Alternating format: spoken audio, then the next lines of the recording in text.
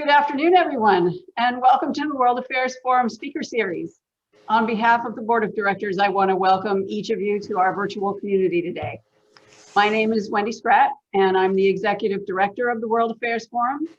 The Forum, for those of you who are not familiar, is a Connecticut-based nonprofit, nonpartisan organization. We strive to provide our community with access to a diverse group of global leaders, foreign policy experts, and leading journalists who directly share their insights on the key emerging issues and strategic U.S. relationships around the globe. As many of you know, in response to the pandemic, the Forum created complimentary virtual programming in an effort to continue to connect our community and to provide valuable content. The Forum's ability to provide this programming would not be possible without the generous and continued support of its corporate sponsors and individual members like you. Please consider making a contribution to our annual appeal today. I will put the link in the chat for you.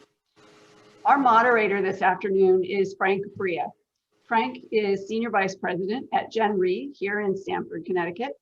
Frank is also a board member of the Forum and represents Gen Re, one of our longstanding corporate sponsors. It is my great pleasure to work with Frank, who co-chairs our program committee. His enthusiasm for the value and importance of the Forum's mission and our programs is second to none, even mine. Today, we are thrilled to have Gillian Tett of the Financial Times, who will discuss Moral Money, a Green Shift. Gillian, as many of you probably know, is editor-at-large and chair of the editorial board at the Financial Times. She oversees global coverage of the financial markets for the Financial Times, the world's leading newspaper covering finance and business. In 2007, she was awarded the Wincott Prize, the premier British award for financial journalism, and in 2008 was named British Business Journalist of the Year. In 2019, she also co-founded the Financial Times newsletter Moral Money, which explores the fast-growing international shift toward ethical, sustainable, and responsible investing. Gillian's previous books are The Silo Effect, The Peril of Expertise and the Promise of Breaking Down Barriers, and Fool's Gold, the inside story of JP Morgan and how Wall Street greed corrupted its bold dream and created a financial catastrophe. Her new book, which I'm very excited about, Anthrovision, A New Way to See in Business and Life, will be released in June of 2021. Before I hand it over to Frank and Gillian, I want to encourage you to submit your questions throughout the conversation using the Q&A feature. Please do not submit questions in the chat. We will not be monitoring it. The Q&A icon is located in the lower center of the Zoom window. If you don't see it, mouse over the bottom of your Zoom window and it should pop up. We will make every effort to respond to all of your questions in the second half of today's program, but we know our audience is prolific, so we'll do our best. I will pop in at the end of the program to give you a sneak peek on our speakers for the first quarter of 2021. And with that, I am very happy to pass it along to Frank and Gillian. Thank you, Wendy. Gillian, thank you for joining us this afternoon. We'd love to start just with Moral Money. Can you just help us get some background as to what drove you to start the column? Absolutely. Well, anyone who hasn't seen Moral Money yet, this is our brochure. This is our logo. Essentially what happened was this. Back in 2017, I was running the editorial operation for the Financial Times across the Americas. And so I, like most people, was completely obsessed with just one topic, which was Donald Trump, Donald Trump, and Donald Trump, and in particular, Donald Trump's tweets. And I was sitting on my desk one day on the newsroom at the Financial Times in about the middle of 2017, and I suddenly noticed that I was getting a lot of emails into my inbox from outside the sources that were essentially trying to talk about sustainability and ESG. And I just deleted them all on autopilot because, as I say, like everyone else, I was kind of obsessed with Donald Trump. And although I personally had a lot of sympathy with a lot of the ideas behind ESG, very strong sympathy, I'm part of a journalistic culture that's often trained to think of things like ESG as hippy-dippy do-gooding And if a PR person wants to tell you about ESG, they're probably trying to hide something. In fact, I used to joke that ESG should stand for eye roll, sneer, and groan. And one day I suddenly thought, okay, this is me as a journalist imposing my presumptions on the world. I should explain that I'm actually trained as a cultural anthropologist. And one of the defining traits of anthropology is a drive to try and look at the world through the eyes of other people, rather than just assuming that whatever mindset you inherited, you can just impose on everybody else. So I went out and spoke to a lot of the PRs and other companies that were sending these emails about ESG and sustainability to try and see what was going on from their perspective, and came to the conclusion that what you had was what I called a kind of 3x3 matrix that was reshaping the zeitgeist of business and finance, and which has really come to the fore in the last few months. And this 3x3 matrix works like this. On the one hand, you have companies, a C-suite, that are trying to redefine their purpose away from Milton Friedman's idea of shareholder first to a wider sense of stakeholders. Secondly, you have financial groups that are trying to look at how the money is made, how returns are made. I mean, people sometimes talk about impact investing. That's a misnomer, because all investing has an impact. The question is whether it's a good impact or bad impact, and do people think about the impact? People weren't in the past, and they were starting to now. And the third area in the 3x3 matrix was the policymakers were running out of money to promote their development projects and grand plans, and were needing to harness the energy and resources of the private sector. And that was impacting the E, the S, and the G: environmental issues and how they were defined for companies, social issues and how they were perceived, and then also governance. And the third leg of this 3x3 matrix was that this revolution was being driven by three factors, three motives. And I want to stress this importantly, because there was a minority of people who were doing this because they wanted to actively change the world. And they had traditionally been Danish pension funds and nuns and well-meaning, wealthy kids who'd inherited trust funds. So they were the activists who were doing impact investing. There was another group who had decided they wanted to do no harm to the world. And that was kind of the sustainability crew. And then there's a bigger group that has transformed the landscape this year, who had realized they wanted to do no harm to themselves, and had woken up and realized that ESG was really a tool of risk management. And the reason was that we're living in a world where things have become unbelievably volatile, unpredictable, partly because of geopolitical change, partly because technological upheaval, power structures are changing. There's a new climate of radical transparency. And so companies are suddenly realizing that actually, if they ignored the zeitgeist amongst the wider society, they could face reputational costs. #MeToo could suddenly cause half the board to resign. They could face regulatory costs, as it suddenly became clear that they'd been polluting. They could see consumers go on strike because suddenly consumers were furious about them doing something, some scandal. They could lose their employees because suddenly their employees were angry about things as well, like we've seen with Amazon or Google. Or they could see investors essentially go on strike and say they didn't want to invest in companies that were flouting ESG norms. So the key point is this: ESG has moved from being a tool of activism to a tool of risk management. And as a result, it has exploded in size and scale. So we launched More Money in the summer of 2019. I have to be honest and say I did that in the face of a certain amount of internal resistance, because a lot of journalists like me thought that ESG stood for eye roll, sneer and groan, hippy dippy stuff. It took off immediately in a way that I hadn't quite expected. It became our best performing new product. It's now our best performing newsletter by a long shot. And at the beginning of COVID, I thought, well, maybe I've launched this at the wrong time. Maybe it's going to be derailed by COVID. As so often, I couldn't have been more wrong. In fact, it's gone even more bananas this year in terms of the reaction to COVID, because it comes back to this core point. In a world marked by volatility, uncertainty, complexity, ambiguity, VUCA, as the US military says, people no longer think that they can actually dare to predict the future or behave just with tunnel vision, just by focusing on shareholders, just by looking at short-term returns. They have to take a wider perspective or pay the cost. And so it's now really about risk management as much as anything else. Right.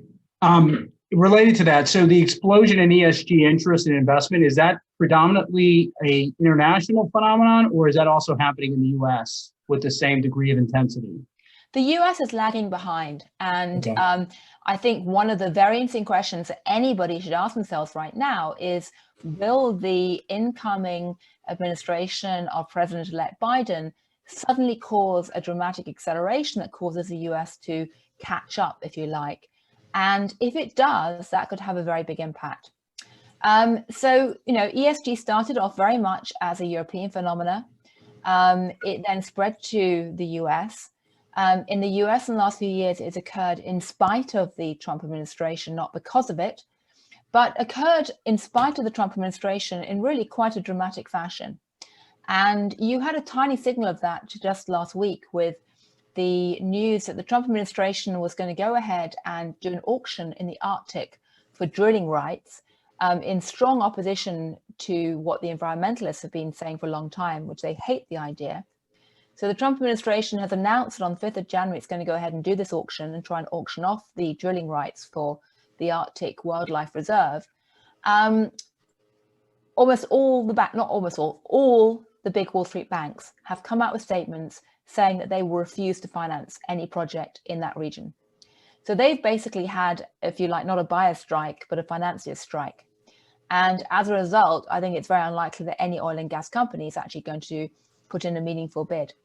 So you've had that kind of rebellion occurring all over the place, often supported by local state and municipal governments who have been all over this. And groups like Michael Bloomberg has been very, very effective at rallying this kind of anti-administration action. And companies have been jumping all over this, you know, to an accelerating degree.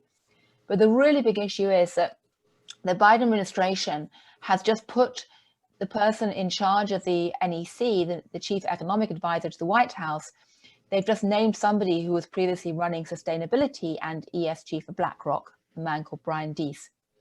And Brian and Larry Fink and others are absolutely at the front of this movement that's pushing not only to do things that the public has focused on in terms of visible environmental action, like, say, clamping down on drilling in the Arctic Wildlife Reserve, or, you know, clamping down on shale gas. The really, really important stuff is what's going to happen in the Department of Labor and the SEC in the coming months, because there's a couple of rules on the books right now of the Washington administration, which actually make it quite hard for fund managers and pension funds to invest in ESG assets unless they can prove up front there's going to be a financial benefit. In fact, many asset managers now say there is an obvious financial benefit because ESG funds have outperformed in the last year. But that rule's been on the books. It's called ERISA. There's a Department of Labor rule, which actually the Trump administration strengthened to make it even harder to invest in ESG. And the person who's going to be the acting head briefly of the SEC, called Hester Pierce, who's a Republican candidate, is very opposed to ESG. The Biden administration could sweep that away, they probably will, and bring the US more into line with Europe, in which case you could see an absolute flood of money moving into these products in the next 2 or 3 years, which is why when I talk to someone like Larry Fink, he describes this as the second biggest momentum trade of his career. Wow. It's second, in the eyes of people like Fink, it's second only to the momentum trade he jumped aboard on when he created BlackRock, which was the rise of securitization and the idea of turning mortgages not into loans, but into bonds. He thinks this is on a par comparable. You know, obviously he's talking his own book. He's positioned for this momentum trade. So obviously, you know, there's an awful lot of special pleading there. However, it's worth noting that most surveys suggest that money flowing into ESG assets will double in the next 5 years. So we're new to this in the States, so help, because I've followed some of the debates around the SEC, around is the SEC the best regulator to deal with ESG requirements? And one of the issues really around, does it really impact investors, and how do you measure ESG factors? Can you shed some light on how you've seen other countries deal with those issues specifically, and which of the factors get the greatest amount of weight? How geeky do you want to get? Basically, what has happened, because the Trump administration has refused to get involved and actively tried to slow this down, what has happened by default in the last 5 years is the very opposite of what the Trump administration wanted to see, which is that Europe has seized leadership in this area. And in the same way that the European GDPR standards, General Data Protection Standards, became the standard setting forum by default, which actually, ironically, tech companies in California have de facto been forced to adopt by default, because if you're global, you can't really have one set of standards in Europe and one set in the US. So ironically, Europe has ended up as the standard setter by default for the tech world in many ways. The same thing's been happening in the European, the same thing's been happening in ESG to a large extent. So the European Commission has been front-running a lot of this, not front-running is one word, has been pioneering a lot of this movement and forcing, effectively, American companies who have global operations to import these standards backwards. You can see that with something, and unfortunately, this world is a horrific mess of acronyms. It's alphabet soup. I used to joke, because I covered the credit derivatives sector in the early part of the last decade, I used to joke back then, I couldn't imagine a sector with more acronyms. And now I found one. I thought CDS and CDOs and CPDOs were bad. Now I have TCFD, SASB, GRI, you name it. But basically what's happening right now, this is a key thing. And by the way, I should stress, by the way, that this is another reason why I jumped into this world is because precisely because this sphere is so drowning in alphabet soup, and it's so fragmented and opaque and confusing for outsiders, and because it's been run like a cottage industry until now, that's precisely why people have tended to ignore it if they weren't involved in it, in much the same way that people ignored credit derivatives, and in the same way that journalists, didn't cover credit derivatives before 2008, except for a team I built at the FT. It's also why people haven't covered this sector in the mainstream press, because most places like the New York Times think that that environmental issues mean science and society. They don't think they mean money. Anyway, back to the thing about the standard setting. So what you have right now are three things happening. One, you have a huge fight to define the words and the framework to define green, for example, and social stuff too, but particularly green. And the European Union has laid down a taxonomy which tries to set out what green is and isn't. And that's basically been used as a basis to issue things like green bonds. So it's incredibly important. And, American companies need to think about whether or not, and the Biden administration, whether they want to use that taxonomy because it's set top down by bureaucrats looking backwards, or whether they want to use a bottom-up market taxonomy. Secondly, you have a fight going on at laser fast speeds, what can I say, about how to create accounting frameworks to measure this in companies. And, one of the things that Larry Fink, bless him, did was basically declare that he wants all the companies that BlackRock invests in to employ something called SASB. I don't know if you know what that is. It's a Sustainability Accounting Standards Board. And it's an accounting measure to look at what the sustainability impact is of what companies are doing. There are a whole bunch of other measures out there as well, which all have acronyms: GRI, TCFD. TCFD was created in London and Paris, which, there's some attempt to get convergence here. But, what the industry is calling out for right now is some form of convergence, a bit like international accounting standards. And the question then is, who's going to do that? And again, the Biden administration could actually stand up and try and do that. I'm sure Larry Fink would like to just dictate what will happen next. As I say, he has a big momentum trade on.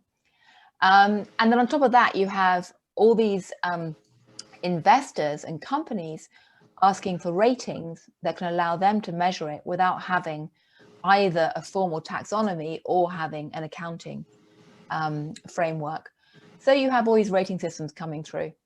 They're of very variable quality. It's tough to work out what is or is not accurate. But the big picture development is that you've had this fragmented cottage industry suddenly go into a professional sphere very fast. And as money floods in, there's going to be more and more requirement for the infrastructure and logistics to be put in place to enable that to happen.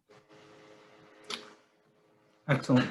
One of the new ESG, I would think they're part of ESG, is this new NASDAQ rule that's getting a lot of press that came out last week that's encouraging more diversity on boards. Yep. What's your take on that? And love to get your perspective. Well, I mean, okay, quick answer is that 2019 was all about E, thanks to Greta Thunberg and all that. As I say, most media outlets made the mistake of thinking that E was all about, you know, sulky looking teenagers campaigning on the steps of the United Nations, or it was about scientists with their charts, or it was about pictures of polar bears.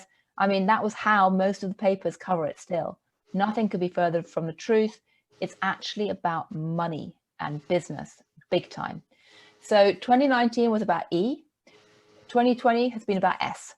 And it's been about S to a large extent around the medical issues and about the question of social inequities. But on the back of that, a whole bunch of other things have come up, including obviously as a result of the BLM movements, the focus on diversity and inclusion. Some people would say this muddies the picture, there's too many things for companies to look at, et cetera, et cetera. It's a fair point. But the reality is it's not going away soon. And these different elements are kind of reinforcing each other, which is why I talk about this 3x3 matrix, you know, companies, investors, policymakers, ESG, save the world, do no harm to the world, do no harm to yourself. That's a framework you have to keep in mind. It's what drives moral money. And by the way, I should say the reason we called it moral money was not because we were trying to be religious and moralistic. It's actually a reference to Adam Smith's theory of moral sentiments and the other half of Adam Smith's vision of capitalism that's been ignored in recent years. Which brings me back to this key point, which is how to make sense of diversity. Milton Friedman basically operated with tunnel vision.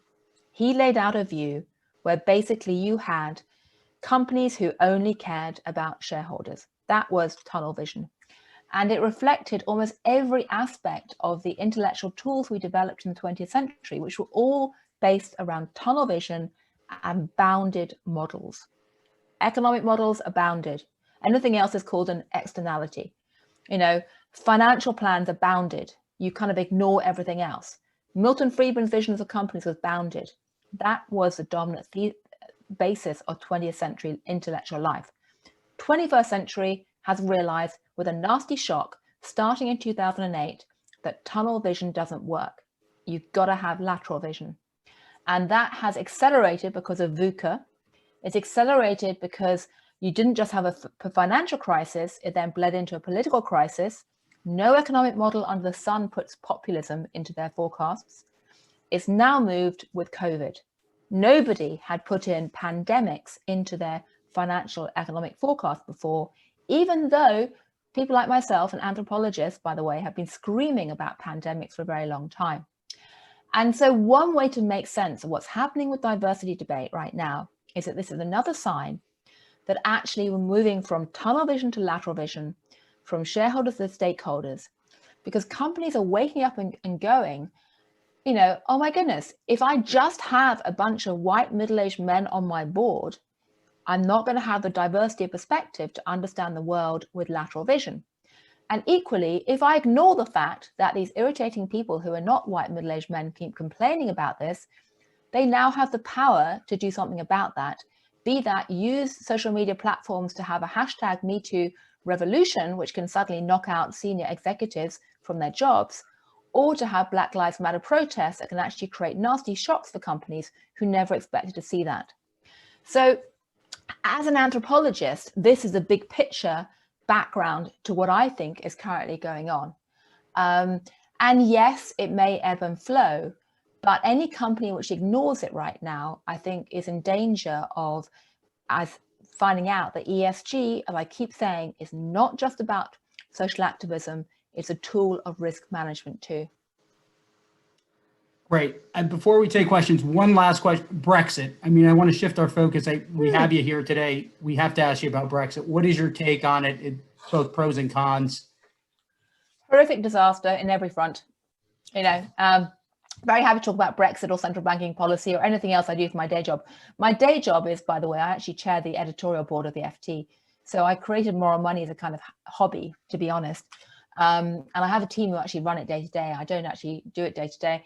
But Brexit, total disaster on every front. I mean, there's a perfectly good case to be made for the UK to be independent from the European Union. There's plenty of things wrong with the European Union.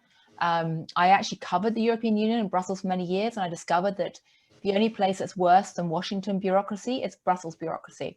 So I'm no fan of the way the European Union runs itself. You could create a very valid intellectual case for the UK becoming this dynamic, flexible, freewheeling offshore economy that would actually be able to redefine its identity and the way its economy is structured and do very well. Sadly, we have the very opposite of that happening right now. We have the UK government captured by this Little England mentality, which is like they've regurgitated or swallowed, all the episodes of Downton Abbey and The Crown you've ever watched, and turned it into this kind of nostalgic Little England, rather unpleasantly small-minded approach to life. I mean, it's very odd to go back as someone who believed in this vision of dynamic 21st century globalized Britain to see the way the media is talking about everything under the sun right now. Boris Johnson, who I've known for years because he was a fellow journalist with me in Brussels, from which I concluded never let a journalist run a country. He is, they've totally ballsed it up in every possible sense, to use a phrase that, Boris would use. We may end up with some kind of deal in the end, but it's shattered confidence. The logistics are going to be horrible. The idea of having this fight over fish, which when fish account for about 0.0001% of the economy, is ridiculous. The only good thing that can be said about this is that if there was ever a time to have a deeply disruptive event happening, which could damage the economy, you might as well do it when the economy is already disrupted and damaged, because in a sense, no one's going to notice. It's not like there's so much activity happening right now amid COVID lockdown that it can actually be disrupted. But by golly, has it been a mess and an embarrassment. And one of the most depressing things about this whole saga is that there is now a very clear evidence the majority of Britons actually wish that they were still in the European Union. Well, Gillian, thank you very much for that. I want to open it up to some questions. We're getting a ton of questions coming in. The first one has to do with Moral Money. What is Moral Money's position regarding digital currency, which can be used for hiding money and other abuses? Well, one of Moral Money's positions is that life is not black and white. It's almost always gray, and almost everything that people are doing to try and make the world better often has a downside somewhere.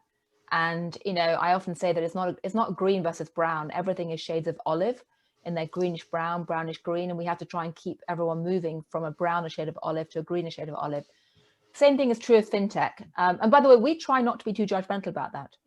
We try to actually recognize that life is a series of difficult trade-offs. Fintech is complex. I mean, I wrote a note about this last night, actually, in this morning's Moral Money newsletter, which went up about 3 hours ago. On the one hand, fintech is fabulous. Impact investors love fintech because you bring a whole bunch of unbanked people into a financial system. It's particularly good for women in emerging markets countries. Loads of evidence of that. It's good even in America. You've got much higher minority access to finance through fintech platforms and through traditional banks, which is one reason why the PPP program came out with such terrible racial bias figures under Mnuchin, because he excluded the fintech platforms. If he'd put the fintech platforms into the PPP program, he would have actually looked much less lily white. The downside of fintech is that, one, it's often can be used to evade regulatory scrutiny. Two, you can have nasty concentrations of power. You go back to the question of monopoly of tech companies. Tech companies often aren't paying taxes. That's generally not seen as very moral or good. And there's also a very fundamental practical problem, which is any fintech company requires a gazillion amount of energy just to get stuff done. I mean, Bitcoin's energy consumption is off the charts. I mean, unbelievably high. If that energy consumption is going to be powered entirely by solar panels or hydroelectric plants in Iceland, and actually I'd say Iceland quite deliberately, that's great.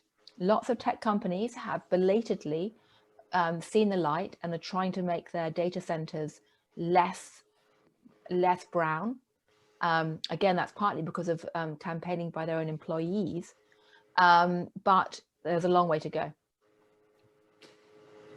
And Wendy, I'm sorry, Gillian, related to that question, do you think cryptocurrencies are here to stay, or is there just a lot of hype? Because, you get different views depending on who you talk to. Yeah, I think cryptocurrencies probably are here to stay. Okay. But I wouldn't dare say exactly what form they're going to be in. But yeah, I think they are, is my personal view. There are huge regulatory questions around them, though, which are not yet resolved, to do with who controls them, how much central banks retain oversight over them or not. Okay. Another question related to moral money. GDP has been used extensively to rate countries' economic well-being over the years. Is there any equivalent country-level metric emerging in ESG to rate countries' well-being? Not a clearly agreed one yet, but the IMF is doing really interesting work right now to look at this. I mean, the IMF is a very powerful signal and symbol of the kind of zeitgeist shift that's going on. And I can't stress strongly enough that there is a zeitgeist shift going on. And like most zeitgeist shifts, this has been building up for a while, and it occurs in an elliptical fashion, which is often very hard to pin down. It's like trying to chase soap in the bath. And that's a problem for the media, because media is trained to look at step change dramatic events rather than zeitgeist shifts or elliptical stories. But if you look at the IMF and see what kind of work they're doing, I mean, the IMF, people joke, stands for it's mostly fiscal, because until recently, the IMF economists just went around looking at GDP and telling countries how to change their tax systems to deal with their deficits. I mean, these days they're looking at all kinds of issues like well-being. There's a whole team at the IMF that's been studying, I kid not, whales and their impact on economies and how circular economy functions. So we're starting to shift that way, but the economic metrics and models are lagging way behind. Well, I mean, one other thing I'll say about that is that, another way to look at what's going on is that all the stuff that used to be called externalities, because it wasn't in the models, has now become center stage. And the externalities include the environment, inequality, healthcare systems, pandemics, all that kind of stuff. That's now coming into the models. Great. Another question just regarding ESG. People are asking, is there any linkage between ESG and the climate accords as well, the Paris Climate Accord, as well as there any linkage between ESG and the high valuations that companies like Tesla are enjoying? Completely, totally. I mean, for two reasons. One is that a company like Tesla is, a darling of the ESG world. And so they're very much enjoying part of the momentum trade. And as I say, you have to understand this is the most gigantic momentum trade ever. When Larry Fink says this is the second biggest momentum trade of his career, I think he's probably right. Now you can sit there and say, well, actually Tesla's a complete load of bollocks. You shouldn't be treating it as some kind of ESG play, given there's a separate rule about batteries. Are batteries green or not? What about all the kids caught up in mining for battery components like lithium and cobalt? In Congo, that's not very ESG friendly. I mean, all of this stuff, it's shades of gray, as I say, or shades of olive. But yeah, absolutely. And Paris Accord, absolutely, 1,000%, and this is all part of the whole debate, and it's part of the shifting expectations. I'll give you another story, which we led on in this morning's Moral Money newsletter, which just makes me laugh. It's so fantastic. Shell. Okay, you got the climate change accord coming up this weekend. So all of the big fossil fuel companies are suddenly trying to, put lipstick on a pig and say how much they love the environment. Traditionally, they've done that by slapping pictures of wind farms all over their advertising and PR. So, every single major fossil fuel company has been advertising itself with pictures of smiling people next to wind farms for quite a long time. there's a very interesting side note, which is in my upcoming book, about Bernard Looney being accosted. He's the head of BP, being accosted by environmental activists at the AGM last year, who said to him, listen, if you're so proud of your fossil fuel activities, why do you never put them into your posters? Why is it always wind farms and solar panels? You never actually show a picture of oil wells in your posters anymore. And of course, that's because of the zeitgeist shift. But anyway, so Shell, is very keen to jump on this bandwagon. BP's gone way ahead of the other companies in terms of showing its environmental credentials. Shell is supposed to announce in a month's time that it's going to, do the same thing. Yesterday, we found out that almost all of the clean energy executives inside Shell were resigning en masse in protest at the fact that it wasn't actually moving fast enough away from fossil fuels. It was just putting pictures of wind farms into its adverts. And the reason that matters is because A, it's kind of embarrassing on the eve of the climate change accord. B, it shows the competition that's underway right now between different companies to try and out-green each other.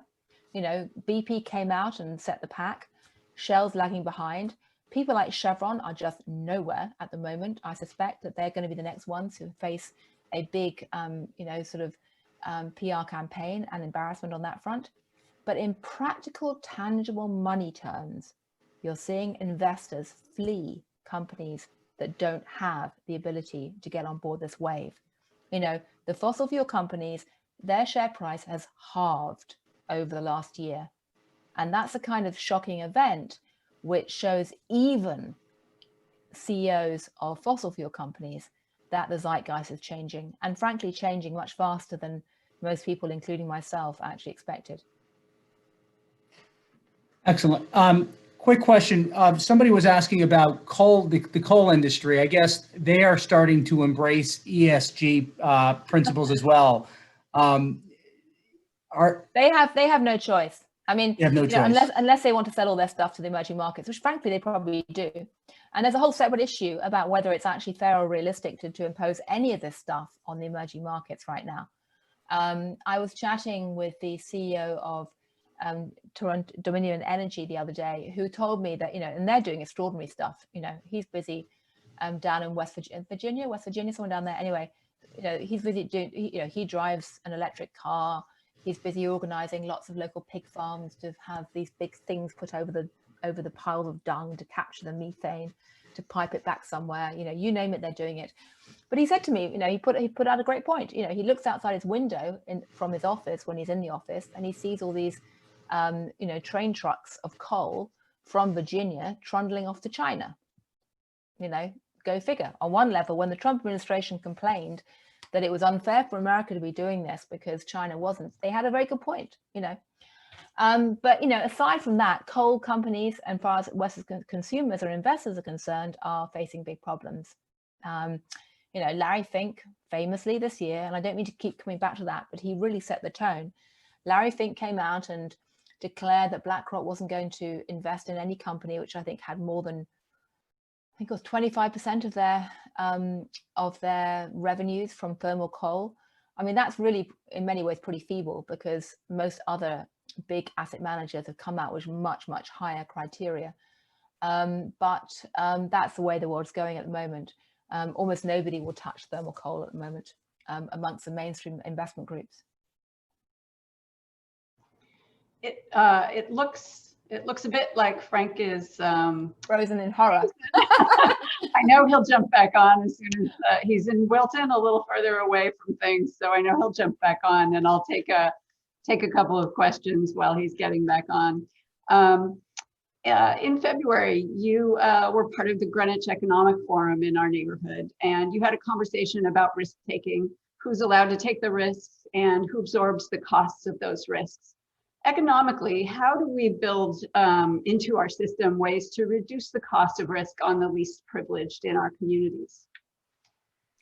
I guess this is in relation to, I was probably talking about central bank policy at that point, rather than anything to do with ESG, which is kind of, as I say, my day job. How do we basically remove the risk? Well, if you're talking about the risks of employment and jobs and radical economic transition and transformation, which is underway right now, The only feasible way to do it is to provide either universal basic income or some form of employment insurance and retraining. If you're talking about the risks of COVID, again, you need some kind of safety net or some kind of way of ensuring that the most vulnerable have some kind of protection if the world changes around them rapidly. If you're talking about the question of income inequality and the fact that asset prices are soaring, which benefits the wealthy but not the others because of central bank policy, well, maybe you need to rethink some of your central bank policies. Great. I see Frank is back on, and I'm gonna make sure that he's not mistaken for Gillian, since his name is saying. That's fine. I don't think anyone's going to get us mixed up, Frank. Are you ready to take back over, Frank? Absolutely. So one question that came up, Gillian, on Basel Committee, is there any evidence that the Basel Committee is doing anything on ESG at this point? Have you heard anything? Yeah, absolutely. Loads of evidence. The Mark Carney and the Chinese together and the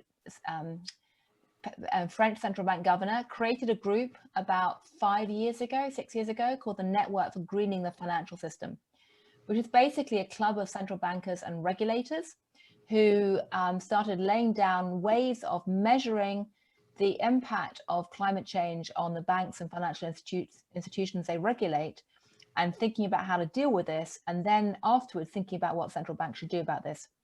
So they started with 6 people. They exploded in size, and as of 6 months ago, pretty much every single major Western country had joined and was very actively participating, apart from 2, which of course were Russia and the United States. Again, going back to my point about the US basically taking itself away from the table and ensuring that everyone else is busy setting standards and defining terms because they're not involved. Now, as it happened inside the Fed, there are a lot of people who thought that was an incredibly bad idea and would have loved to have joined the NGFS and been a founding member were it not for the Trump administration. In fact, a little known detail, Jay Powell's CV, which has been rather underplayed recently, was that he was a board member of the Environmental Defense Fund for many years. He cares deeply about green issues, as do many, many people inside the Fed. In fact, the San Francisco Fed went so far as to stage a mini rebellion and say that it was damn well going to attend all the NGFS sessions anyway as an observer, and may even volunteer to lead a few as well while I was at it. And the Dallas Fed, of all people, if you want to sign it, I'm trying not to sound too sarcastic here, but the Dallas Fed, bless them, notwithstanding the fact they're sitting in Texas, has come out and they've been hyperactive about measuring climate change, partly because they have experienced the Houston floods. So if you want to see how the zeitgeist is changing, very good example. I expect there's a lot of people inside the Republican Party right now who are pushing for a pretty quick shift in policy towards this, but in ways that don't use the word climate change, but talk instead about environmental protection, because that's less politically controversial. Anyway, so the NGFS has been pressing ahead big time. There's a whole bunch of international regulatory bodies with yet more acronyms, which are also producing reports. Essentially, the direction of travel right now is that most central banks and the NGFS, the Central Banking Green Club, will probably or almost certainly adopt this thing called the TCFD, the Task Force for Climate-Related Financial Disclosures, created by Mark Carney, and essentially impose that eventually on banks. That has already been declared in New Zealand. As ever, the good old Kiwis are the pioneers in this respect. The British are basically doing that. Much of continental Europe is moving that way, although the French are a bit irritated by the fact that Mark Carney gets all the glory for this. But I think that's the direction of travel in the medium term. And it's a pretty good framework for how to do this. I say, if anyone's watching and is involved in finance or investing and doesn't yet know what the TCFD is, or SASB, which is, Larry Fink's favorite tool to force all companies in the world to report under environmental standards. And TCFD, by the way, can be an offshoot of SASB. I mean, I won't get too geeky and boring, but if you don't know any of this stuff, read Moral Money, and you ought to find out about it, because it's going to matter in the future. In the same way, by the way, that you know, we all had to wake up and discover, you know, what gap was a few years ago. Gillian, another quick question on governance. People are asking about, you know, BlackRock's own governance and how do they look at the G factor? And I know you're in a tough spot here, but, you know, reporting on it and just any insights you can share would be helpful. Yeah, don't worry. I mean, listen, I've gone head to head with Larry Fink and BlackRock plenty of times over the years. You know, as an anthropologist, you know, there's plenty to look at in terms of the structure of the political economy. You know, yes, BlackRock is hardly a model of necessarily the most transparent and democratic governance in the world. You know, that is a problem. Many people in Europe feel pretty irritated by the idea that you have these massively powerful American financial companies that are able to exert so much influence over so many companies and so much of the political structure so fast. In just the same way, they feel cross that Google and the tech companies can do the same. So yes, there are certainly questions. Listen, I don't think Larry Fink is necessarily a born-again angel who's out there to save the seals purely for the sake of the seals. I think he has a very keen eye on the bottom line. But the reality is that, you know, this kind of action may yet end up doing more to prompt meaningful change in action than anything that people who've been trying to save the seals for years actually have been trying to do. And on one level, I often joke that, you know, I was trained as a cultural anthropologist. I have a PhD in cultural anthropology. I spent years of my life, you know, as a, you know, paid up, you know, tie-dyed wearing member of the hippie club at colleges. You know, I was not somebody who was volunteering to become a management consultant. So I had friends who were busy chaining themselves to bulldozers and stuff. But I have to acknowledge that these days, the people who are more likely to change the world right now are not the anthropologists, it's the accountants and the people creating these new accounting frameworks, because that is what is actually going to redirect money and force the type of change that we've just seen at Shell. That was extremely helpful. In terms of just, Gillian, what is keeping you and, you know, the editorial board up at night these days as you look into 2021? There's a lot going on. Where do we start? I mean, goodness me. Obviously, COVID, first and foremost, is one big issue. You know, can a vaccine be found? Will a vaccine actually work to restart the economy? And if we do restart, you know, with COVID, you know, the economy is not like a laptop, which you can just kind of switch off and reboot and then restart with the software intact. I mean, that was the metaphor or model that lots of government officials used almost unconsciously, because, you know, as an anthropologist would say, we're all used to these embodied habits and rituals that shape how we imagine the world. And so we all spend our lives switching off on and off laptops and cell phones and rebooting them. So we projected that to what we thought would happen in the economy, and it's not going to happen. So, you know, if we just restart, what are we going to do about, you know, everything ranging from, you know, the potential for extreme and rising income inequality and problems created by digitization and radical economic transformation. What the heck are we going to do about central bank policy? Because I'm not in the camp of those who think that you can have this scale of experiments taking place with quantitative easing without accidents coming down the track. The question of China, you know, is China going to keep growing smoothly without creating conflicts is a huge issue. Environmental change. I mean, even if we have radical change right now in policy to rein in emissions, the grim, ghastly reality is that there's so much warming baked into all the models that there's going to be significant climate change in the coming years, whether you like it or not. I mean, anybody who has a waterfront property or a, you know, a condo in Florida or anything like that should, you know, needs to wake up and realize what's going on, because there is a dramatic gap right now between the type of models that the smart money is using, the people inside reinsurance companies or hedge funds, and the models that people inside mortgage brokers or muni bond portfolios are using, which is basically way behind reality that's coming down the tracks. So even if we change course radically and adopt Paris, there's still climate change coming. You can't stop that. The question is how much at this point. So yeah, cybersecurity is another big hobby horse of mine, huge hobby horse. So those are some of the issues. Excellent. Another one I'd say is anyone going to keep paying for journalism? Because otherwise, that's another issue that keeps us all awake at night.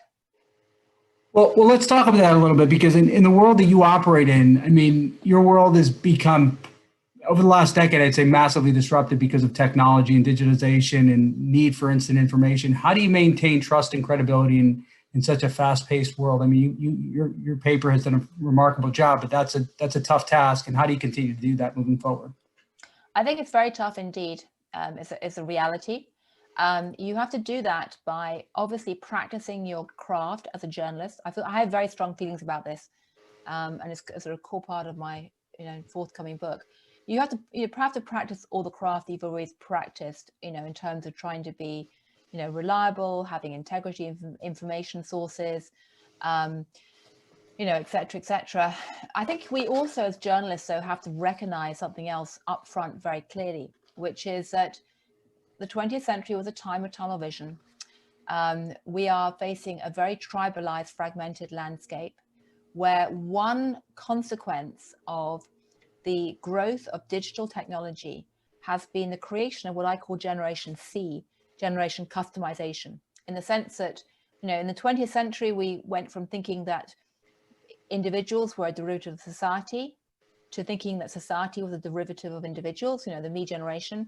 The 21st century is about us thinking that we have a God-given right to customize our world as we want it around us. We all live in the matrix today, and we can customize everything from music to playlists to coffee shops to information sources. And so what's happening is that people are increasingly customizing information, and that's fueling these echo chambers and this tribalism.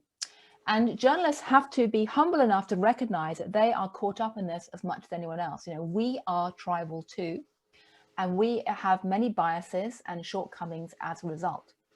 I misjudged Brexit. I got it wrong because I'm part of the, globalized elite that had not spent enough time listening to what people who were not like me actually thought. On the basis of that, I actually spent a lot of time in 2016 trying to listen very hard to people who are different from me in the US election campaigns. And as a result, I wrote a series of columns predicting that Donald Trump would probably win. But, it's a very hard thing for journalists to realize just how many biases they have of their own. So journalists have got to basically get humble, get out there. I would say become like anthropologists and think about what they're not hearing as much as what they are hearing. And my favorite tactic to use is what I call the domino effect for journalism, which is not in the sense of plastic pieces toppling over in a kind of chain reaction. But if you imagine a domino that's got two halves to it, two numbers, and what you do when you play the game is you try and match up one half with someone else's half, but the second half of the domino has something else. And I think the only way that we can actually have effective, trustworthy journalism that's doing its public mission properly is for us to tell journalists, okay, you're going to have to connect with your audiences by giving them something they recognize, but then you have to give them something else they don't as a second half of that domino, just to try and break people out of their silos and their prejudices. Journalism has got to wake up and realize that we are there to basically provide an overview of society and break down prejudices, but that also starts with recognizing our own prejudices too. I'm sure there are no other journalists on the line, so no one cares about this, but I feel this very strongly. Well, that is excellent. And just the last question, your new book, it seems like you're covering a bunch of issues, but I think one thing you mentioned to me in our pre-call was AI is a component of it as well. So anything you can shed light on in terms of what are some of the major themes I think would be helpful as we get excited to listen and read about it in June, I think of this year it's coming out, right? June 2021, is that the release date? I mean, the book is basically, I say I'm trained as a cultural anthropologist. I've had a very weird life. I started off doing very classic anthropology around Afghanistan. I spent a year and a half of my life living up in the high mountains with a very remote Afghan village group, literally herding goats and all that kind of stuff. And then went from that to becoming a financial journalist and then covering Wall Street and then covering, frankly, the American political economy and the White House. And, the core guiding theme between all of that is that actually you can't hope to understand the human condition without recognizing that we are social creatures The way we interact with each other as tribes, with our rituals, our symbols, our half-stated, half-recognized patterns and assumptions that we inherit from around us matters deeply. And so just as someone like Danny Kahneman taught us to think about how psychological biases impact our behavior, I'm trying to argue that cultural biases impact our behavior. So that's what it's basically about. My tagline is, in a world where everyone's obsessed with AI, artificial intelligence, we need anthropological intelligence to show us what big data cannot. Looking forward to it. Thank you so much. This was outstanding. Thank you. Well, thank you for listening, whoever you are. And if you do subscribe to the FT, thank you, because you're paying my salary. And please keep reading. Really appreciate it. Yes, everybody should check this out. The Moral Money blog, when I get the newsletter, there's always something that I want to click through to. Gillian Tett, you do not disappoint. You hit on so many amazing topics that are so important to consider in an intersectional conversation about, like we need. And I want to thank you for, one of the points you said,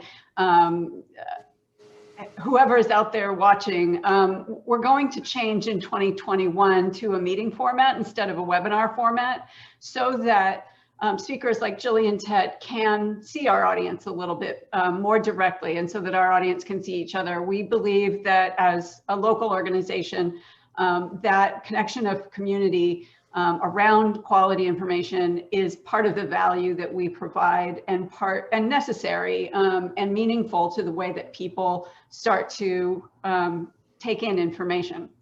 Anyway, so thank you everybody again for joining us today. Many, many thanks to Gillian Tett and Frank Bria for their time today. Please do consider a contribution to our annual appeal. Sneak peek, as I promised, at the start of 2021, we are confirming dates. We have confirmations that they will be with us, but not the dates yet. Una Hathaway of Yale Law School discussing the force of international agreements. Greg Medcraft, Director of the OECD Directorate for Financial and Enterprise Affairs, discussing global business and finance principles. And a conversation with William Cohen, former Secretary General of the Basel Committee on Banking Supervision. Thank you, everybody, for joining us. Thank you, Gillian. Thank you, Frank. Everybody have a great afternoon. Bye-bye. Thank you. All right, thank you.